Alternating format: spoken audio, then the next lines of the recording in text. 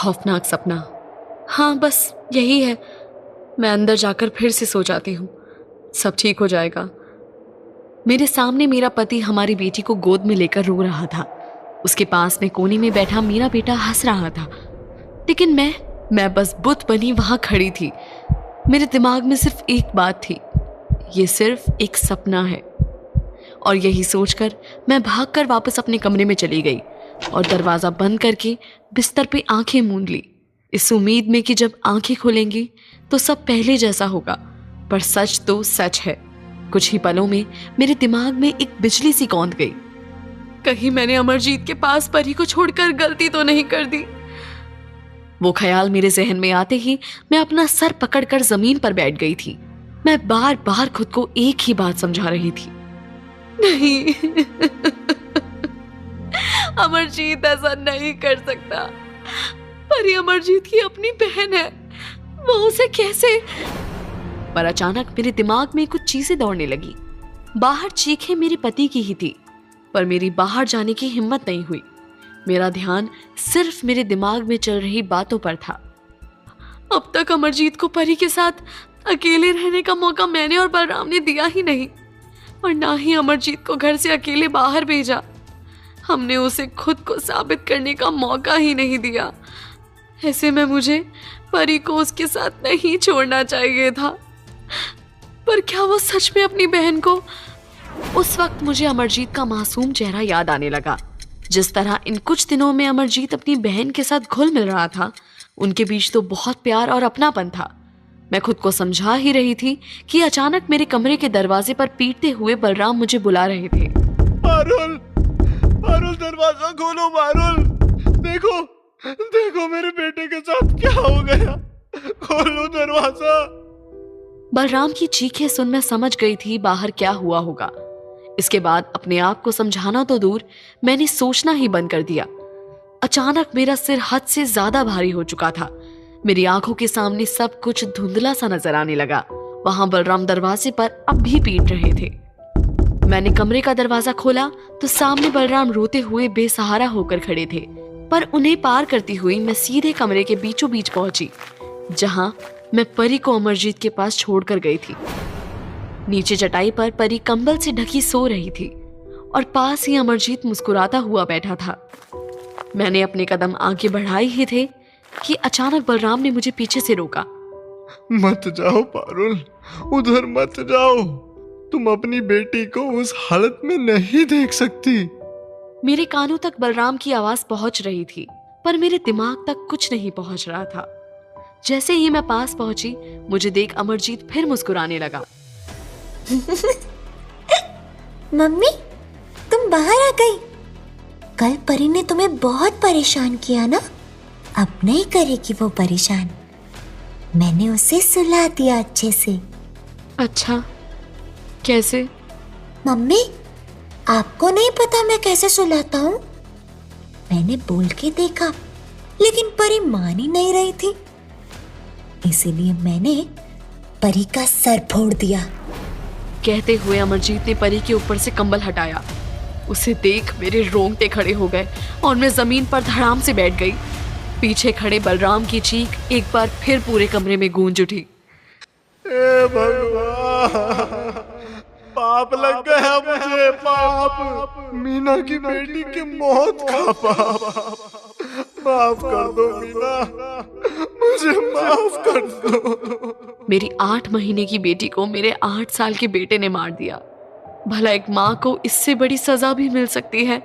इस बार ना मेरी आंखों से आंसू निकले थे और ना ही किसी बात का दुख। परी की मौत को मैंने भगवान और मीना का श्राप समझ लिया था। मेरी बेटी मेरी आंखों के सामने खून से लथपथ थी, पर जब मैंने अमरजीत की नजरों से देखा तो मेरी प्यारी बेटी चैन की नींद सो रही थी। तभी बलराम धीरे से मेरे पास आकर बैठे और मुझसे बोले, परी हमें छोड़कर चली गई है पारुल। नहीं, मेरी बेटी बस सो रही है, देखो कितने आराम से सो रही है।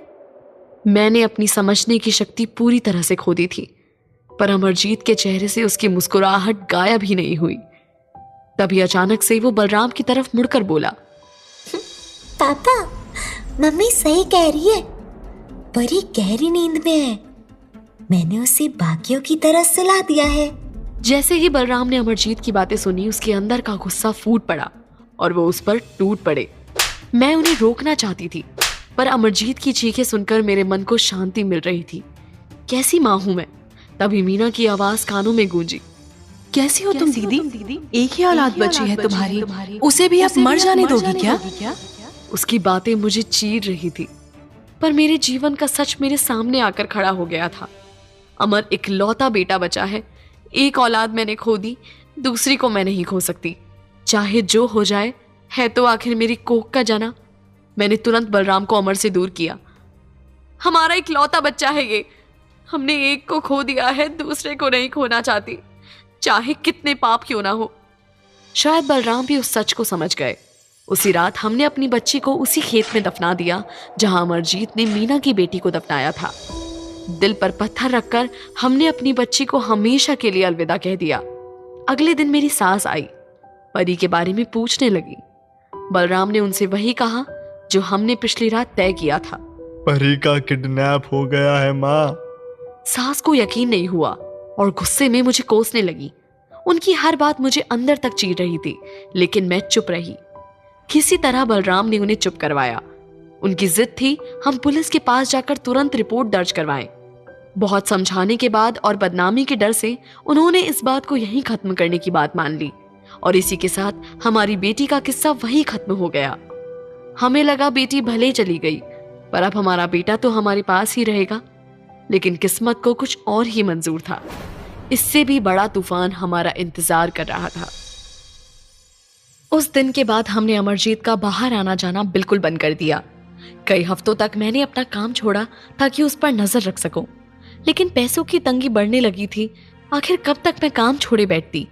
मैंने फिर सुबह अपनी सास के भरोसे अमर को छोड़ अपने काम पर जाना शुरू कर दिया। धीरे धीरे सब फिर शांत सा लगने लगा था। बेटी को खोने का दुख तो हम नहीं भूल पाए थे, लेकिन बेटे को बचा लेने की संतुष्टि हमारे मन में थी। हमें लगा बड़ा होते होते अमर ये सब छोड़ देगा, उसका गुस्सा शांत हो जाएगा। लेकिन 1 साल बाद ही कुछ ऐसा हुआ जिससे हमारे सारे सपने चकनाचूर हो गए। उस दिन मैं दोपहर में देर से घर पहुंची। अमर, कहाँ है बेटा? आजा, खाना खा लेते हैं। हर रोज मैं दोपहर का खाना अमर के साथ ही खाती थी, इसलिए आते ही मैंने उसे आवाज दी। लेकिन रोज की तरह आज अमर मेरे बुलाने पर बाहर नहीं आया और ना ही मेरी सास की कोई आवाज आ रही थी। मेरे मन में कुछ खटका, लेकिन मैंने सोचा शायद दोनों की नींद लग गई होगी। मैं देखने के लिए अंदर कमरे में पहुंची तो मेरी सांसें अटक गई। ना ही अमर कहीं दिख रहा था, ना ही मेरी सास। हे भगवान, कहीं अमर ने माँ जी को तो। कई बुरे ख्याल मेरे मन में आने लगे। अमर के पुराने कारनामों के चलते मेरे मन में हमेशा डर भरा रहता था। उसका बाहर के बच्चों के साथ खेलना भी हमने कम करवा दिया था। किसी भी बच्चे के साथ उसे अकेले नहीं खेलने देते थे। जब भी खेलता तो हमारी नजरों के सामने ही खेलता, वरना घर पर ही रहता। माँ जी, अमर, कहाँ गए आप दोनों? मैं घबराई सी सारे घर में दोनों को ढूंढती रही, लेकिन वो कहीं भी नहीं मिले। फिर मैंने सोचा खेत पर जाकर देखती हूँ। मैं जैसे ही मुड़ी, मुझे घर के दरवाजे की खुलने की आवाज आई।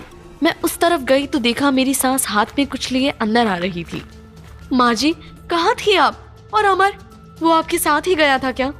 मैं तो पड़ोस की शीला के यहाँ गई थी। उसके आंगन में उसने लौकी लगाई थी, वही लेने उसने बुलाया था। बातों में समय का पता ही नहीं चला। और अमर?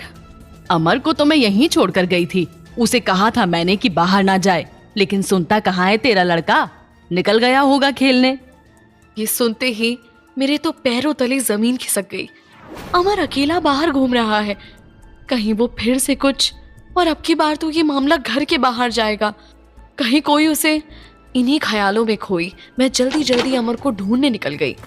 हमारे घर से कुछ ही दूर सरकारी स्कूल था। स्कूल के पास पहुंचकर मुझे शीला का बेटा बिट्टू दिखा। मैंने उससे पूछा, बिट्टू, तूने अमर को देखा? अमर तेरे साथ खेल रहा था क्या? नहीं, अमर तो अब खेलने यहाँ आता ही नहीं है। पर हाँ, मैंने उसे स्कूल के उस तरफ जाते देखा था। बिट्टू की बात सुनकर मैं स्कूल की पिछली तरफ जाने के लिए बढ़ गई, लेकिन रास्ते में ही कुछ ऐसा हुआ जिससे मेरा अमर मुझे खुद से और दूर होता नजर आने लगा। हमारे गांव की ही रजनी वहां बदहवास ही घूम रही थी। हर आते जाते इंसान से वो पता नहीं क्या पूछे जा रही थी। उसे देखकर 2 मिनट को मैं भूल ही गई कि मैं किस लिए जा रही थी। ना जाने कैसे मेरे कदम अपने आप उसकी तरफ बढ़ गए। रजनी, क्या हुआ? ऐसी हालत पे क्यों घूम रही है तू? भाभी, भाभी मेरी बच्ची, आपने देखा क्या? उसे यही लटा कर गई थी मैं उसे पानी भरने के लिए, लेकिन लौटी तो वो कहीं थी नहीं। ना जाने कहाँ चली गई मेरी बच्ची, मेरी बच्ची। यही कहती वो रोते रोते फिर अपनी बच्ची को यहाँ वहां ढूंढने लगी। उसकी बच्ची के खोने की बात सुनकर मेरा शरीर सुन्न सा पड़ गया। मेरे मन में फिर वही ख्याल आने लगे, कहीं अमर ने। मैं भागते हुए उस जगह पहुंची जहां बिट्टू ने अमर को देखा था। जैसे ही मैं स्कूल के पीछे की तरफ पहुंची, मेरा कलेजा तो जैसे फटने को आ गया। अमर वहां बैठा मिट्टी के ढेर के साथ खेल रहा था। मैंने अमर को देखा। मेरे मन में अपने बच्चे के मिल जाने का सुकून भी था, पर उसी के साथ एक डर भी। अमर, यहाँ क्या कर रहा है? कहा था ना तुझे घर से अकेले नहीं निकलना। मैं तो बस घूम रहा था। खेत मुझे अच्छे लगते हैं ना माँ? इतनी मासूमियत से उसने ये बात बोली कि अभी थोड़ी देर पहले उसके लिए आए सारे शक एक पल को गायब हो गए। इतना मासूम बच्चा कैसे इतना क्रूर हो सकता है? लेकिन जैसे ही मैं अपने डर से बाहर निकल रही थी, मेरे कानों में फिर एक चीख सुनाई पड़ी, और इस चीख ने मेरा सब कुछ उजाड़ कर रख दिया।